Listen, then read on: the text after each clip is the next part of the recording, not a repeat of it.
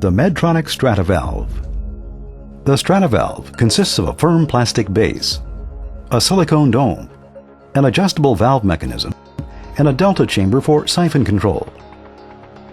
The Strata Valve also has proximal and distal occluders for selective flushing. Additionally, the Strata Valve has radiopaque markings to indicate flow direction and orientation of the valve in the X-ray image.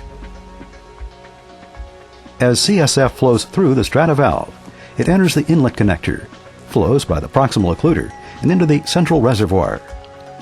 For sampling CSF, the reservoir dome can be accessed using a 25 gauge or smaller non-coring needle.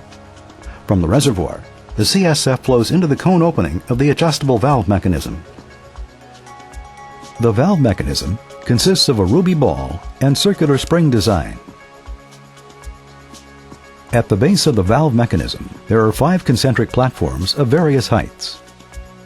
On top of the valve mechanism base is a plastic rotor element which contains a magnet. The rotor element has feet that are designed to engage with the platform stock. Mounted on top of the rotor element is a pressure flow spring, which applies pressure onto a ruby ball. The platform design at the base of the valve mechanism requires the rotor to be magnetically raised onto a higher or lower platform through the use of a Medtronic adjustment tool. This enables a surgeon, using an adjustment tool, to set the performance level on the valve preoperatively and make adjustments once the valve is implanted. Depending on which platform the rotor is sitting, the pressure flow spring increases or decreases force on the ruby ball. The higher the rotator sits, the more force is applied to the ruby ball and the higher the valve resistance. As CSF flows through the valve, more pressure is required to push the ruby ball down in order for CSF to pass through the valve mechanism. The lower the rotor is positioned, the less force is applied to the ruby ball and the lower the valve resistance.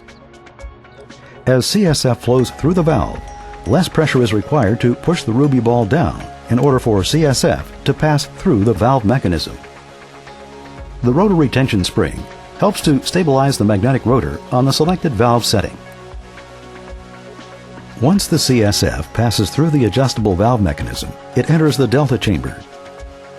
The inlet area of the delta chamber diaphragm is greater in size than the outlet drainage port, thus allowing positive inlet pressure to control the delta chamber, while minimizing the effects of the negative hydrostatic outlet pressure. When the patient is in the supine position, the membranes on either side of the delta chamber are relaxed or open, allowing for CSF flow. When the patient stands up, the negative pressure pulls the membranes closed, reducing the flow of CSF. Since there are 5 platforms in the valve mechanism, there are 5 performance levels which directly correlate to the pressure flow rates.